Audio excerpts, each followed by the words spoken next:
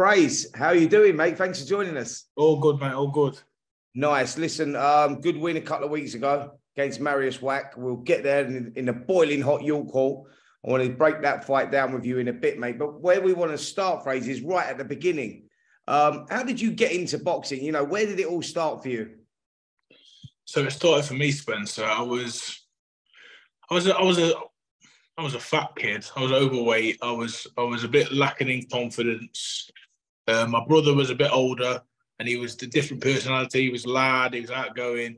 He could fight, and I was just total opposite. I used to cry at the smallest things. You know what I mean? So I tried all different sports, and then I remember watching Mike Tyson a few times with my dad, and I just thought, you know what, let's go get boxing to go. So me and about 5 of my school friends, we all went down there. Down the gym, and yeah, that's how it started.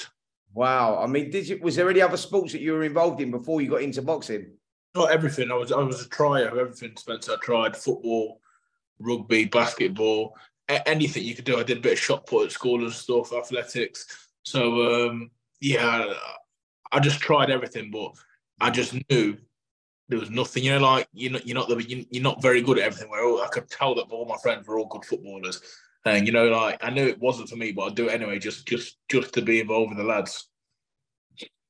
Yeah. Do you know what? Talking about first boxing memories, I mean, I don't know what your first boxing memory was like, but my first boxing memory was, I think, and a lot of people as well, was when you go into that gym, the first time you go into the gym, you seem to get slung in the ring early. Back in the day, you got slung in the ring early because I think the clubs want to test you to see what sort of character you are. So you get in there, you go in, it's someone that's been boxing for a while, or they're carded or whatever, and you seem to take a bit of a hiding, if I'm honest. Like you always come off second best.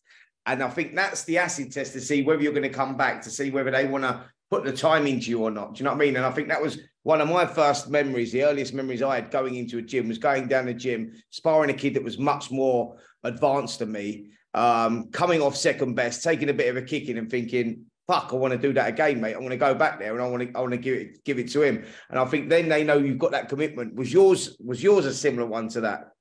Yeah, there was that. And I always have this laugh with my dad now, because obviously you walk into a boxing gym and there's just people from all different walks of life.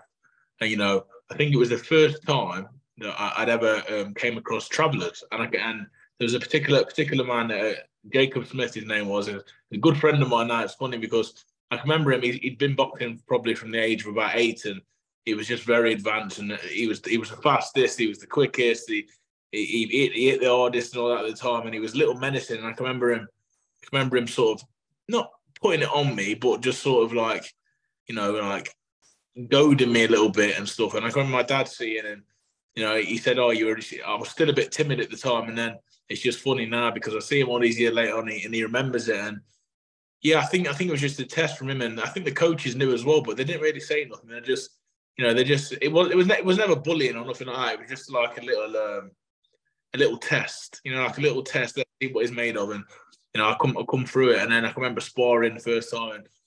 The first time I ever took a body shot, that was the first time I really felt pain in my life. Really? Wow. I remember being young and being winded. It was the worst. Yeah, no, it's terrible, man. Jake, you had an experience like that and all, didn't you, when you first went to the boxing gym? Because you tried your hand at boxing before the acting. Yeah. And you had sort of similar experience sparring a kid that was a little bit more advanced than you, etc., didn't you? Yeah. I went down St Pancras gym. It's probably about 9 or 10. I've been boxing from about the age of 7, something like that, a couple of years. And he put me in a ring. As soon as I got down there, went for a run and all that, all the guys, and then put me straight into the ring with this kid who was basically beating himself up before he come over to me. I was like, Jesus, I've never seen anything like it. And then he put me for about 10 rounds. He just kept putting me back in. I was battered, absolutely battered. And then I come out of there, I just didn't go back. I thought, fuck that, you know what I mean? So stick to the acting. Your route. Yeah. I was actually all right for you. Yeah, I had a little choice, didn't I? I'd started the acting by that point. So, I mean, I guess, like you say, Spencer, it's like it's how they test you, isn't it? And if you come back the next week, then possibly you've got you got a kid who really wants to put himself in there or wants to improve himself. But yeah, it's tough, isn't it? Funny because I can remember when I was there, all the kids that were a few years older than me. probably 3-4 years older than me. You know how it goes in boxing clubs. You see like the carded lads, and they come, they have all their bats and stuff, and then you reach about 17, 18, they start finding drink and girls. So I can remember being one of the only ones left. And then a few years later, you know, they start coming back, and they come back in the gym, and they start, you know, I think some of them still thought I was the same little shy kid that I used to be. I can remember one of them coming back and asking to spar me, and I just thought, you made the big take your life, mate, because why you've been womanizing and drinking for the last 4 years? I've been in this gym, and you come back and I absolutely pounded the poor fight. Payback. That is such a common thing, you know, in amateur boxing gyms, like where you get, you know, like they give you that acid test and they throw you in the deep end to see if they want to give you the time, because it's so busy. You get so many kids that have been out and they've watched Rocky movies at the cinema or whatever, and all of a sudden they want to become a boxer. They go down there. So the gyms get polluted with kids. Everyone at some point in their life tries boxing, don't they? But so see if they want to give the time back to you to see if you're serious. They give you that acid test. You come through that, and then they start putting that time into you. And you see that so many kids that have had talent at the time, and like you say, Fraser, they disappear because, you know, they find like drink and they find girls and partying, etc. Then think, shit, I missed the boat a little bit here. I want to get back into it. Come back in the gym, and that's so familiar, isn't it? You see them, they come back in and still think that you're where you was when you first come in there. Yeah. Honestly, the boxing gyms are like a little bubble, man. It's like the basic thing. Everyone that's got any problems, you know what I mean? Whatever it is, or whatever walk of life you're from, whether you're a multi-millionaire or a geezer that's just a, you know, painter and decorator, or, you know, a gardener or whatever, they drop that baggage at the door, don't they? And everyone's treated as an equal when you go in the gym. It's a fascinating place. Boxing gyms is the only place where everyone gets treated as an equal. Lifesavers, mate. Really are lifesavers. Yeah. So, Fraser, let me talk to you about. Was there a point at which you thought you might be able to make a career out of boxing? I mean, because it's quite different, isn't it, from going there training when you're a kid to actually having, like you said, you were quite quiet, quite shy, for then to have the mentality to think, well, hang on a minute, I might be able to make a career out of this. Obviously, sort of move forward. Was there a definite point? When did that sort of happen for you? Well, I think, you know, I have to give a lot of credit, and I always do, and I always will be the one to give credit to my amateur coach, because, you know, these men, they sort of install a confidence in you. And for a long time, I didn't believe him, but I remember my coach, he said to me, if you really work hard, you can make something of yourself in this sport. And I thought he said that to everyone to try and boost everyone. And then the more time he invested in me, and he said, like, you can be heavyweight champ, you can be Olympic, you can go to the Olympics. And you just think, yeah, whatever. And then I can remember I was 17, I just left school, and my parents were on my case, you know, you need to go and get a trade. So I went and did a few interviews, ended up getting an engineering job. Never had not one bit of interest in engineering, but my dad was on my case, and I know it'd make him happy. So got this apprenticeship, and then I was boxing on the club circuit, and I won the national junior title. So then I got invited to box for England. Won the Tri-Nations. Then we went over to Ireland for a little round robin, and I won that as well. Won all the fights over there. And then a few weeks later, I had a letter from Team GB to come and do a trial. So, you know, at this point, I was still like, I love boxing, and I just thought, yeah, you know, let's go over there. So I went up to Sheffield, did the trial. I think, I was 17, and I think everyone else was early 20s, 23, 24. And to be honest, I thought, you know, I went there and I was a bit embarrassed because they were mature men. They run faster than me. They run further than me. They did more press-ups than me. They did more sit-ups than me, pull-ups than me. But I could tell in terms of technique, I seemed to pick things up a lot faster than they did, and it just felt a lot more natural to me. You know what I mean? So, you know, I didn't hold much hope of getting through this trial, but yeah, lo and behold, the next week in the post, there was a letter came through. It said, Frazer Clarke, you know, congratulations. We'd like to offer you a full-time place on Team GB. Wow. I didn't even know what that meant at the time. So, you know, I went back and said, Mum, I've been offered a full-time place on Team GB. So she was like, so what does that mean? You go up there on the weekends and stuff? And I said, I don't know. So I rang up and said, no, you got to come here Monday to Friday. But I said, what about my job? They said, like, this will become your job. So next thing you know, it took me about 2 seconds to decide. the apprenticeship was a goner. But my parents were a little bit, you know, skeptical because, you know, they're old school people. They're wanting to have a trade and stuff. But no, the way I love boxing, the way I do love boxing, it was a no-brainer for me. I was always going to go with it because I just, something inside me just said, no matter where this goes, you're going to enjoy yourself doing it. So go and do it, and that's what I did. It's really how proud is. Sorry, Jake. Say how proud is that moment when you get that letter through? Like I got one of those. Same thing was back in the 90s after I won the ABAs. I was selected to box in a multi-nations tournament. And then I got that other letter through coming saying that I've been selected to box in the Commonwealth Games in 1994 out in Canada. And when that letter comes through the door and you get that, because there's always like 3 or 4 of you in that selection group, in there? And like you go down there, you go on the GB squad, you have them spars and whatnot, and you think, do you know what I mean? Is there a bit of favouritism here because he's been doing it longer or whatever, and you don't know if politics get involved? But when that letter comes through, mate, that is like winning a world title, isn't it? When you get selected to go to one of them games. For me, Commonwealth Games in 1994, I was a 19-year-old kid and I got selected over everyone else, like because I'd won the ABAs in this multi-nations tournament. And I was just like blown away. I was like, wow, like this is a major tournament. But people don't understand what that letter means, man. There's something insane, Frazer, isn't it? It was the best feeling ever, Spencer. The best feeling ever. And it's funny because obviously everyone knows about, you know, how long I was on the squad for. And it started off, we used to get letters, and every letter, you know, congratulations, you've been selected to go to this tournament. Then it'll tell you where you go in, where you need to meet, what you need to bring with you. And I've probably got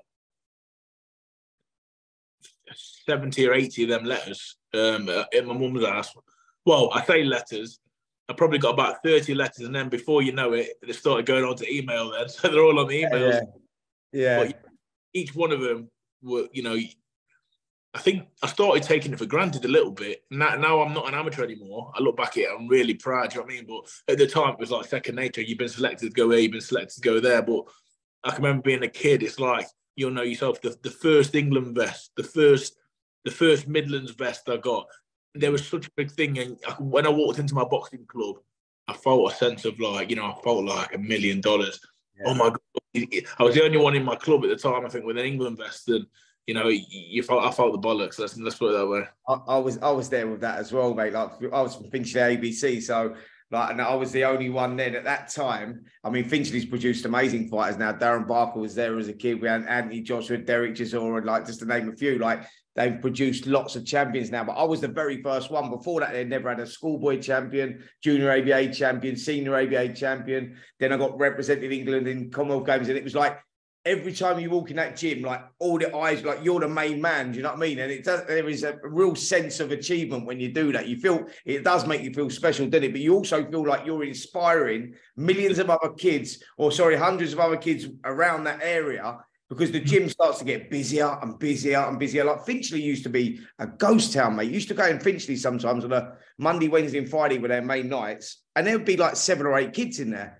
Yeah. And then when I started winning things, it was getting bigger. Now, like you go in there now, because obviously with the success they've had with Joshua 2012 and Derek Chisora and, you know, and others, you go in there now, you can't get in the place. It's just like packed.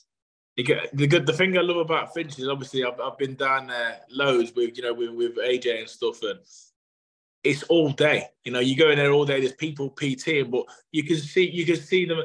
Boxing clubs are unbelievable. I walked into Finchley, I had double checked, and Andy Cole, one of my childhood heroes, I'm a United fan, was on the punch bag, and he said, "Oh, you're right, mate." And I thought, that's fucking Andy Cole. It's an amazing boxing club, and you know, every time you go down there, I see someone different in there. But I give everyone their due. People don't just go down there to look at the punch bag. People go down there and put in a shift, an absolute shift. Yeah.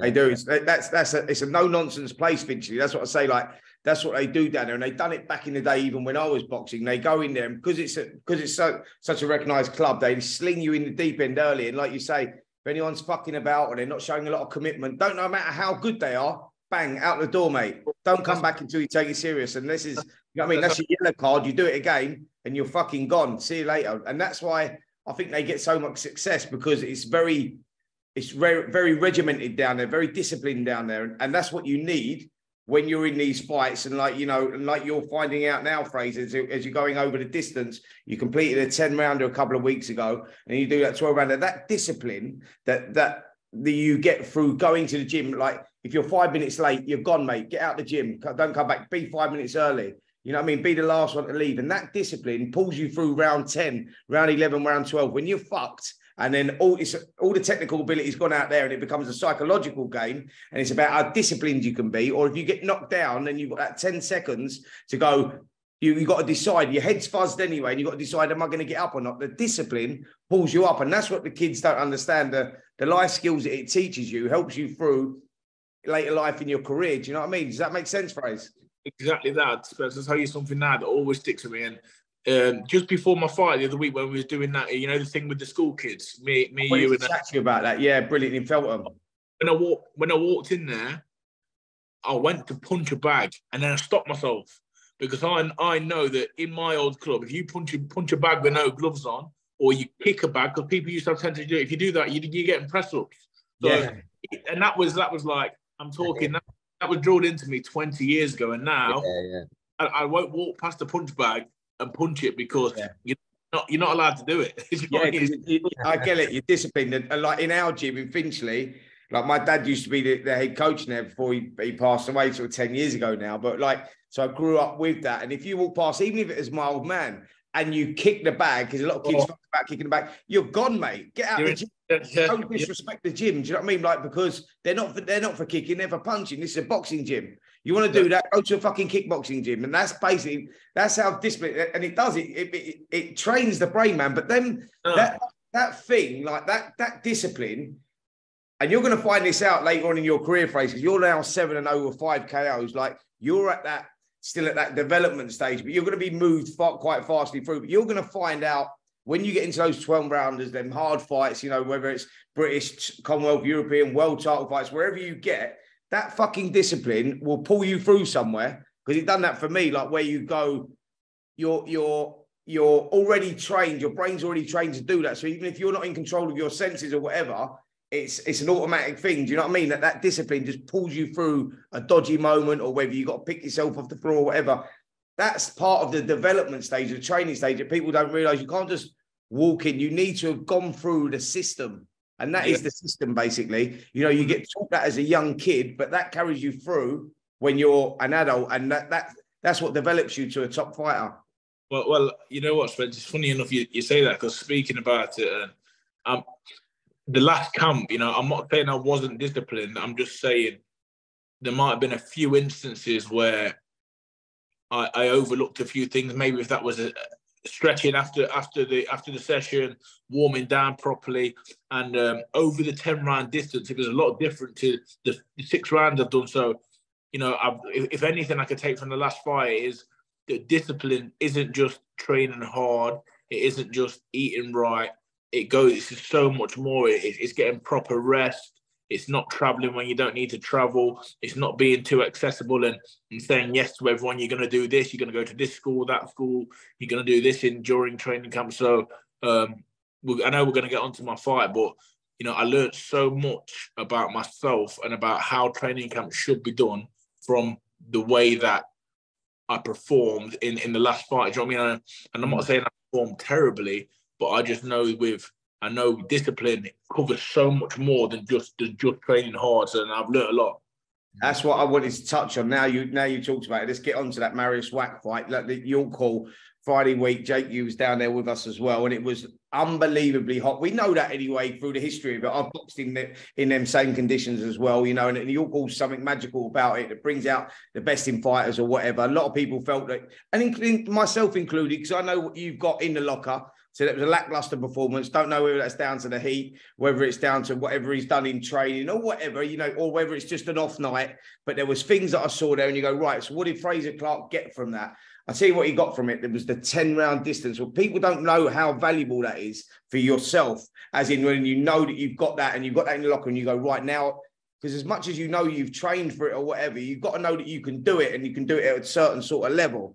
And so I go, that's what he's got from it. What are the negatives about that performance? Well, it was like you sort of laboured through it. You was doing what you had to do, and you was winning the rounds, doing enough to win the rounds. felt that you could have gone up with the levels, gone up the gears and pull it on him more, know that you've got that in the tank. And you go, no, that's what I was missing from the performance for me. I go, I'm there to be sort of like constructive criticism. Do you know what I mean? And that's what it's all about. Do you know what I mean? We know everything that you do good and everything else. And all that. To build on your improvements and your development, you've got to listen to the right people and say, right, constructive criticism. And I say, listen, I need to see him go through the levels. There was times there where you go, Marius Wax, one of them guys, you've got to chip away at. Otherwise, he's going to stay in front of you. He's got a head like a medicine ball. He's a ginormous guy. And more importantly, he's got the experience. And he knows how to hustle his way through. And that's what I think that it was an amazing learning fight for you, because you went through everything that you had to go through there. And you come away from that and you think about it. And I go, yeah, look, Frazer, what was missing from your performance? For me, I needed to see you go through the gears. And I think if you went through the gears with him and went phase 1, phase 2 and took the levels up and whatnot, you probably would have got him out of there. 100%, Spence. You know, the one thing I am is I'm real and I'm critical of myself. And you know, the thing I can take away from it, I beat him over the 10 rounds I don't feel like I was nowhere near 100%. So you know, I say, and this was part of the problem. I think, you know, I've got loads of friends in boxing and people that I trust, and people said to me, listen, well done when you won. We go, but you're doing it at a canter. People want to see you in you know, in top gear. You're doing this at a canter because you can't get away with it. But as the levels go up, you ain't gonna get away. You're not gonna get away with that with the better guys. And 100% understanding that. I'm completely understanding that. And like I say, you know, I think it's like, I'm dead honest. It was a 60% performance. You know, if that. At times it was lazy. At times I felt a bit, you know, I'm cruising this. I've got no need to step it up. And then there was times in round 7, 8, 9, 10 where I thought I can't step it up. But then in round 9, I seemed to find a bit of a second win. So I took so much from it experience-wise. But you're only as good as your last fight, and I want to prove to everyone that I'm better than what I showed against Marius Wax. But I'm sure that's going to come in due time. I'm positive of it. See, that was one thing I wanted to touch on there, was which you said there was, you know, you're very honest, and I love that, mate, because there's a lot of fighters out there that are not really honest about their fights after they fight. If they fought underparred, or if they've underparred their performance or whatever, they don't accept that, or if they beat, but the boxing gods are with them and they get the decision. You know, instead of being honest about it and open about it, and I think that's really important for a fighter and his development. You touched on something there, Frazer, where you said there, where you go like, you know, I was cruising that and I felt, you know, I don't need to step it up. Where you recognize now, actually, you're cruising this, step it up. Because that's the standout moment. Do you know what I mean? If you go, right, I'm in control of this, well, fucking, like, you know what I mean? You're a guy that's traveled the world with GB. You know what I mean? You won Commonwealth Games gold in 2018, silver in the Europeans 2017, bronze in the Olympics. Like, you've traveled the world and competed at the best. And so you know how to be creative, how to make openings, how to step it up, whatever. And that's what was missing, that lack of creativity in the performance. Whereas you was in control of it, so you stayed there. Where you go, right, if you was creative and you would have gone, right, now it's time to change it up, set some traps, move over, go through the levels, that would have been the difference. And that's when that's what catches the eyeballs and they go, whoa, that's what he's got. Because you know you got it, but you chose the safe option. And that's maybe now, that's what you've learned from that fight, which is a valuable thing. Yeah, well, I also, you know, Spence, what I've learned is from this fight, it's nothing that I don't know, because when I'm doing the commentary, or when I'm watching a fight, I can look at someone else and say, right, now this guy needs to shift the gear. I can do that. Frazer, sorry to interrupt you, because I've got to say this, and you can continue what you're saying. In your interview afterwards, because I was working on the fight, you were saying what you needed to do and what was missing after the fight. And I'm going, fuck, he knows what he's doing. Yeah.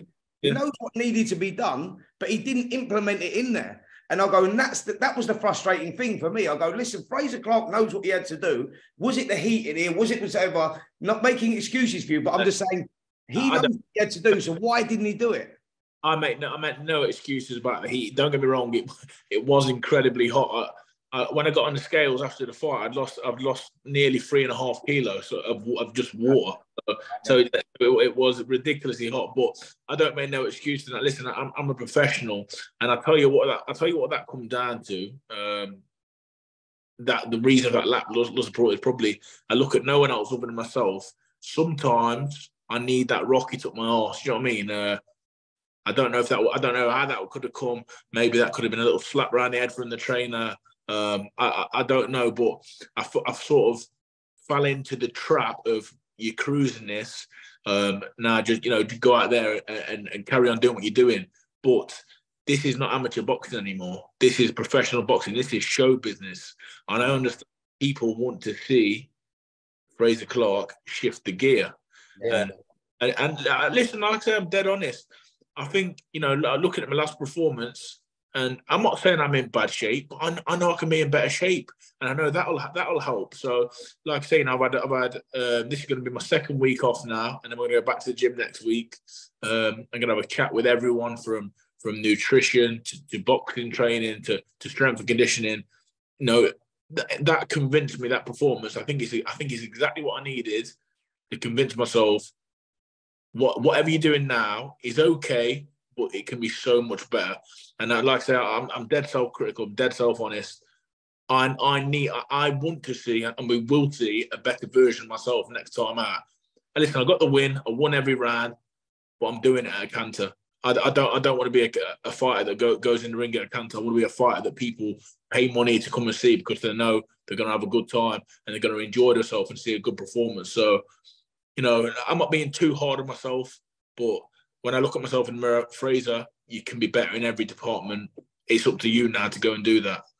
Reading between the lines, Frazer, maybe you overlooked Marius Wack or underestimated him, or maybe sort of didn't motivate you as much as it could have done. Mate, I don't want to put words in your mouth, but I'm getting that sense that you weren't at your top level because maybe the level of opponent, or I don't know. You know what it is, Jake? I think Frazer touched on something there, right? That brought something back to me and my trainer and where I was in my fights. And I'll give you an example. When I boxed a guy called Serge Poblan, first European title defense, Olympia, there was 10,000 people there. I had some unbelievable undercard. Errol Graham boxed him undercard. It was a real event. And I went out there and I was boxing a kid from the Serge Poblan was from Corsica. He was a tough French Foreign Legion guy. Went out there and it was a hard fight, southpaw guy, hard fight. And he was fucking giving me a tough time. We got to round 9 and I was in front, but I was there, Frazer. I thought, well, I'm just doing enough here. And I started feeling sorry for myself because I'd only ever previously been 6. And this was 12 rounder, but I'd always got them out of there before. I come back after round 9. I sat down and my trainer went to me, do you want me to fucking pull you out? He said, do you want me to pull you out? And he turned around to the referee. He went, I'll fucking pull you out. If you don't get out there in this next round and do something, he said, I'll pull you out. You ain't doing enough. You're fucking keeping this kid in there. I went out there and upped it, man, for the next 3, because that was the kick up the arse, which you're talking about, Frazer, that I needed. Because a fighter can get very comfortable within himself and think, I'm going to go cruise control here because I know that I've got 12 to do or I know I've got 10 to do. And that's then down to someone to give you the kick up the arse that you need to say, listen, mate, don't fucking feel sorry for yourself or think you're just cruising this, because that's not good enough, because the paying public have paid a lot of money. And if you've got more in there, fucking give it. And that's basically where it is. The terrible habit, and this is like I said, this is not a cop out because, I'm always brutally honest. Sometimes, in the FA Cup, when Man City play a lower league team and they end up having a terrible performance and the other team gets a draw. Or they push them close, and Man City have to make 3 subs in the last 20 minutes to come on and win the game. I felt like I was a little bit like that, and I can only say the better the opponent, the better I will be. I think that's what will really see the best of me. But that's still a habit that I don't want to get into. It's like when Man City plays Man United, you see that they up the game. Do you know what I mean? I totally understand what you're saying. I totally get it, because I've been there. Lesser the opponent, the lesser you perform. But it's you're at the stage now where you've got the likes of Fabio Wardley, British champion now, and your name is being moted with his a lot. This fight's going to happen in the very near future. And you're at the stage now, like I was back in the day, I've been in your position where they go, it's not about winning here, son. It's about going out there and fucking making a statement. And do you know what I mean? And doing that. And that's where you're at now. Like, all right, the winning's great, but it's not about that. It's now about saying to Frazer Clarke, it doesn't matter if I'm boxing a fucking geezer from the Vauxhall Conference, that sort of level. I've got to go out there and fucking let him know why he's in the Vauxhall Conference and why I'm Premier League. And that's basically what it's about. I mean, exactly what you said, Spence. Like from a punter's point of view, like you know, someone who's boxing fan, you don't. If you see a boxer just fiddle, a lot of, boxers can fiddle their way through fights, can't they, and get the decision. But as a fan, it's not gonna set your world alight. You're not gonna want to see that that fighter. It's kind of like you got to put on a show, really, isn't it? And yeah, if you don't want to see boxers fiddle their way through fights, do you? You want to see someone put it all out there. That's when levels go to another, in my opinion, go to another level, isn't it? You got your sort of your standard boxers, and then you got the guys that you pay good money to see week in, week out, won't you? Because you know that when they perform, they're just going to put it all out there. Cole Froch, you think of someone like Cole, just that kind of mentality in it to go out there and give it your all. And as much as I'm saying this, and I like to say I'm honest. To be fair to Marius, if I'd hit some people with some of them shots, and you might not have seen them because I didn't really connect too clean with him too many times, but even the body shots inside, other fighters go down from them shots. So, you know what? I've got to give credit to him. You look at the record. Do you know what that is, Frazer? That's you stepping up the levels. So what I'm saying, when you step up there, forget that he's fucking had like 46, 47 fights and he's been there, seen it, done it, and boxed everyone. The guy, if you look at his record, doesn't get taken out by many people. And he's 43, still very active. And 43 people go, yeah, but he's 43, but he's still very active and he's not declined a lot. And that's stepping up the levels where you go, right, this is what it's like. You've got to, the shots that you would take a lesser caliber of opponent out with are not enough. Hence why you have to go through the levels, through the gears and go, right, I've hit him with a body shot that would have dropped 9 out of 10 people at my level. But that ain't enough. But if you hit him in a right hand, left hook, right hand again, that is enough. Do you know what I'm saying? That's the part you're learning now. You've gone into that, so you're out of that sort of novice stage and you're going through now the levels where you're finding out, fuck, I hit like a fucking horse and this geezer's taking the shot. Well, if you hit him with 4 of those fucking horse shots, he won't take them. And that's the point I'm making. No, 100%. It's like the thing you said earlier, I'm a boxing fanatic, if I'm honest with it, and I watch everyone else's performance. But don't get me wrong, I look back at mine, and it was just a little bit too many singles, too many one phase, and then falling in, allowing him to smother me. I watched some Riddick Bowe yesterday. I watched Riddick Bowe, and it was very much seek and destroy. If this one missed, this one come back, and then that one hit. Absolutely. And what you was doing was this one missed, and he was getting there where you had the shot. So I'm saying that's what I'm saying, because you recognise it, and you are a great analyst, by the way. So what I'm saying is you've got a great boxing IQ, you've got a great boxing brain. So you know it, and you just think, right, I'm at that level now where if that one missed, you could tie him up because you're going to take the geezer out of whatever shot. But you're at a level now where you've got to go again. Riddick Bowe's a great example of, by the way. You're looking at them, that sort of era of fighters, Riddick Bowe, Lennox Lewis, Evander Holyfield. See them guys and what they've done and the shots they put together. It's another level, man. You know what I mean? Exactly. But another thing, like I say, I might sound like my own worst critic here, and I might be talking myself down, Spencer, but I'm dead honest. I think there was times in the camp where, not that I took my foot off the gas, but I was doing a few things where they're never gonna aid to performance. I can remember a couple of late nights. I mean, and I probably put a bit of it down toward the saga that went on with Fabio halfway through the camp. That was a bit distracting. But like I say, no excuses from this side. But I do know going into the next camp, and I'm sure I'll have a date in the next 10 days. So I'm going into that next camp. There's just a few things I can learn from this camp. I can change it, and I think it'll make a massive difference. That's all you've got to do as a fighter developing now. You go, listen, I don't want to know about all the good stuff I've done because that's great. My trainer never done that with me. He said, right, let's take all the bad stuff that you've done, all the stuff that needs working on, all the average stuff that you've done, and let's improve that. Like you're saying, if you can improve on 2 or 3 things each time, you become a rounded fighter and a more developed fighter. And that's what I'm saying, Frazer, you speak so much. The interview was most impressive for me because you was very honest in that interview after that fight. But you speak the right language, like you're talking, you know exactly what needs improving. Even what you're saying there, let's go back to the gym, work on these little aspects, and then we can go from there. And that's what you do, and that's what turns challenges into champions. Yeah, and do you know what it is, Spencer? I don't think it's anything I do in the gym, because when I'm in the gym, I love what I do, and it's hard, and I love that pain feeling. I love that feeling of being under the cosh. I love that feeling of 3 or 4 different sparring partners getting in fresh. I think the hardest part of boxing for me and for a lot of people is lifestyle. So that's where real discipline is tested. Muhammad Ali yesterday talk about, it's not the running, it's not the hitting the bag. The real test is being in bed at 9 o'clock and drinking water and eating lean meats and rice that's boring. There's a few different things that I have to take from it. But guess what? I'm glad I got the fight. I got the 10 rounds. I won every round, and I've still come away from it learning from something. No, it didn't set the world alight. But listen, every fighter you watch some of Klitschko's, fighters who was world heavyweight champion. You watch different Fury performances of the past. Everyone has the fight where they cruise through. But hopefully for me, lesson learned. Yeah, it's a fascinating chat, Frazer, to hear you talk so openly and honestly. Like Spencer made that point. You've always done that.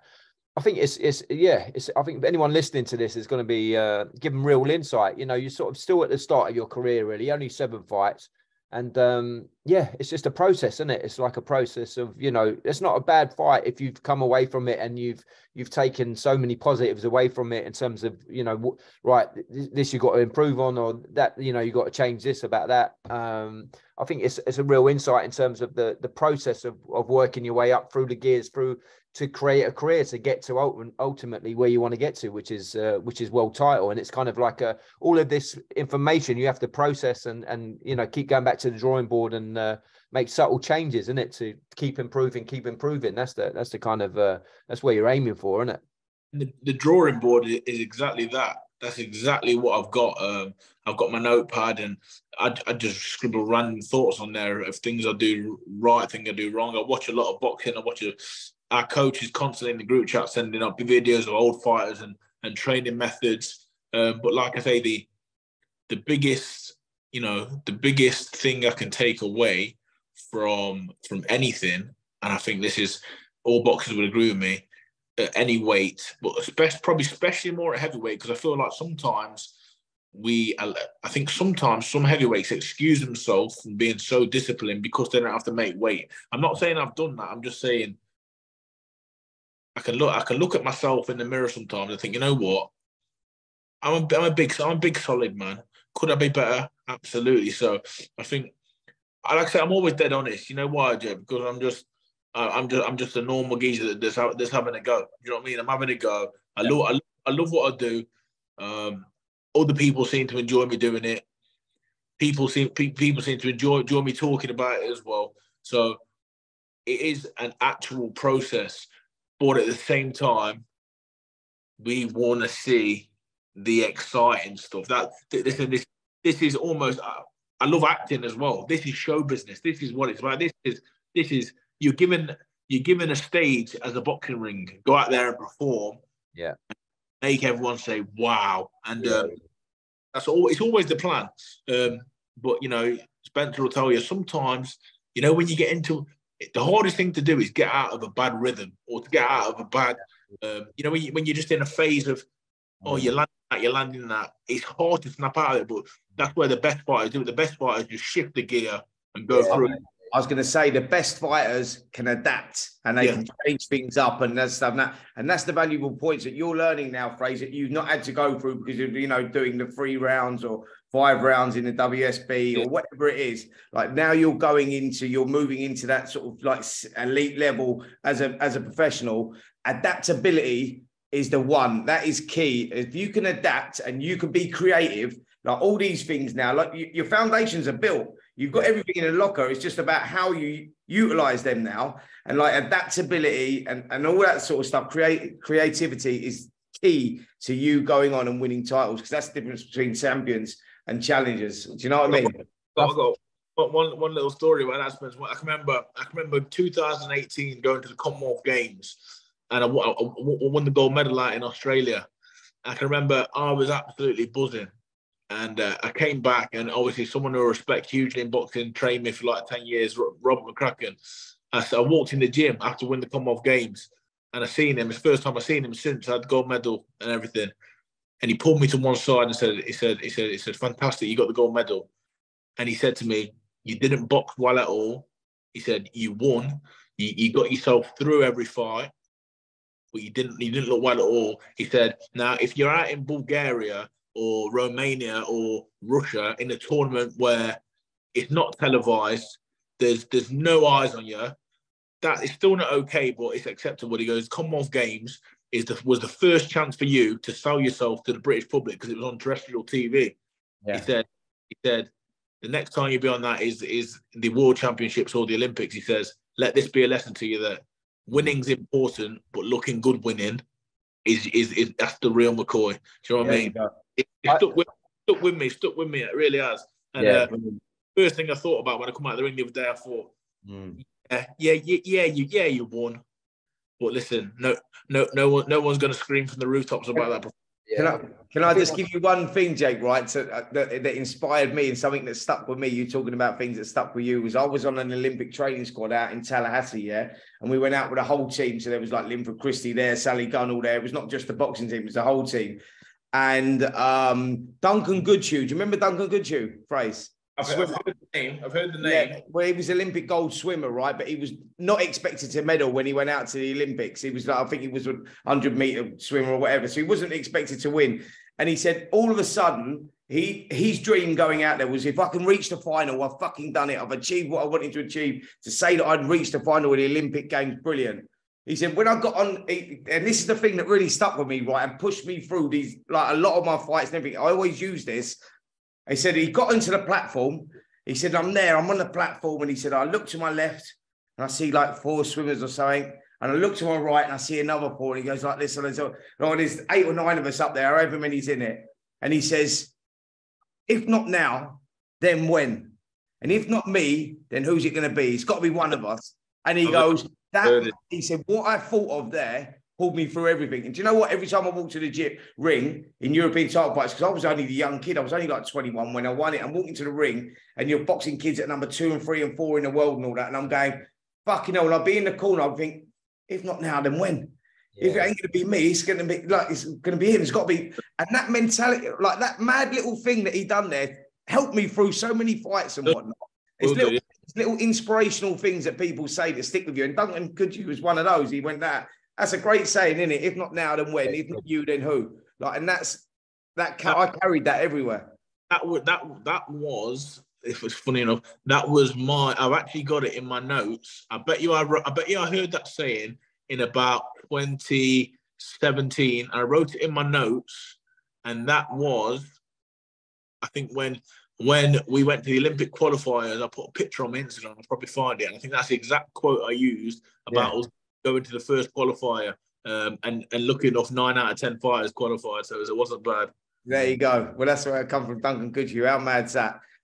So, Frazer, before we let you go, mate, and it's been a fascinating chat, by the way. I want to talk about Maverick Stars, what a great job they're doing up and down the country, you know, helping gyms, putting the facilities in there, helping the young kids, inspiring people and whatnot. We was at Feltham a couple of weeks ago for the Maverick Stars Trust. We went there and we done a little training session with all the kids that were down in Feltham ABC, which is a sort of community club, really. And they help young kids develop into fighters and whatnot, whether they do or not, help them develop or help them, you know, focus on the right path in life.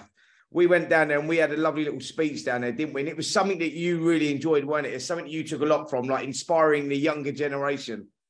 I do really love it, Spencer. You know, I think I really do think, especially in the world we're living in, yeah, I feel like if you have a public figure as such. You know, I don't like to call myself, you know, a celebrity, because I'm definitely not. I'm a fighter that is as lucky enough to box on the platform of Sky Sports and with a great promotional outfit in boxer, and it puts me on a pedestal. Now, I feel like you have a duty if you have that sort of showcasing around you, you have a duty to try and help the others. It doesn't matter what you're not gonna help everyone, but I know a few words, and I only speak the truth, so I don't lie to them. I just tell them about my own experiences. A few words, what it can do for some people. I have messages from schools I visited 2 years ago.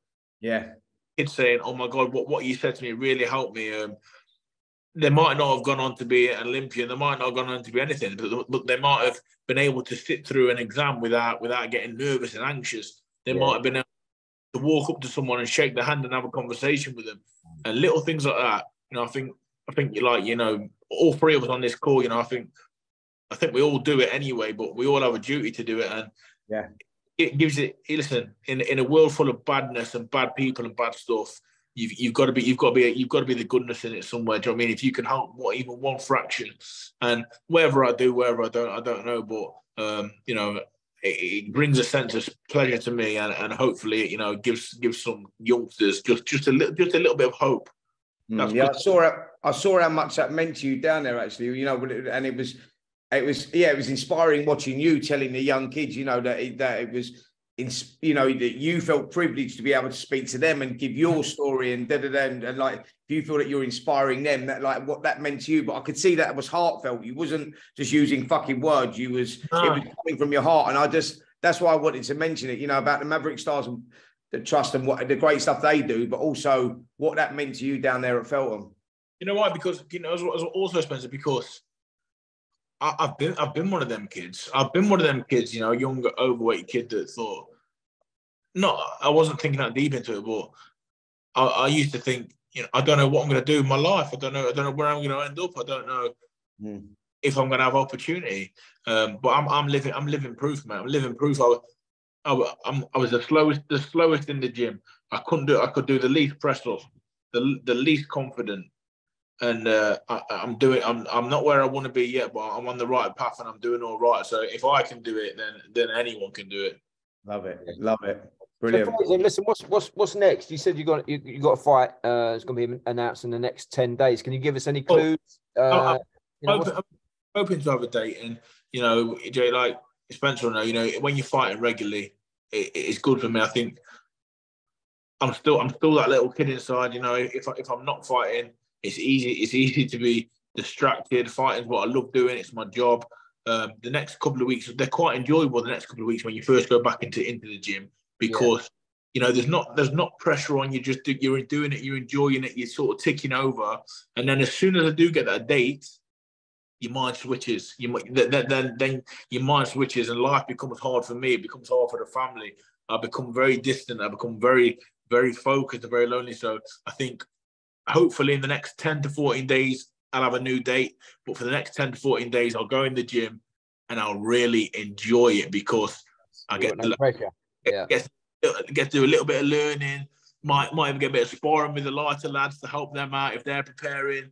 There's no pressure. But then as soon as that phone call comes, it could either be from Will, my management, or it can be from Ben Shalom. Right, here's the date. Hopefully September sometime. The change in your brain, the change in your changing everything is unbelievable. So I'm just going to enjoy the days. Yeah. It's like going back to work, Frazer. Yeah, you get them blinkers back on, and that's it. You got a date. You got to focus. Exactly. Activity is key, man. Activity is key. When you're at the stage of Frazer's at, inactivity doesn't help you improve. I know. You know, grow as a fighter. So activity is key. And you're with the right group there, Frazer. You know, you've got the right platform behind you in Sky Boxer. You know, that they're going to develop you. That's what they were all about when they first got this opportunity with Sky themselves, about bringing the sort of grassroots through and developing them and making them into champions. And I know that they're loving that journey with you. You're a big character, mate. And you've got an incredible story. You've done incredible so far for what you've achieved inside the ring up until right now. And I can't wait to watch the next 2 or 3 years, man, and see where it takes you, mate. It's just the start as well. I promise everyone it's just the start, because, you know, like I said, you're only as good as your last performance. Like, listen, I'm not going to keep going on about, but I understand it can be better. I make a promise to myself always to improve, and I make a promise to the people that support me. I owe it to them to go back to the gym and improve, and I take them promises seriously. So I'm glad that I always see you guys. It's great to have you on the journey as well. But yeah, in the next the next time out, I look to improve again, make small improvements until I'm where I need to be. That's it, mate. Wicked. Just quickly as well before you go, something we talked about in the intro.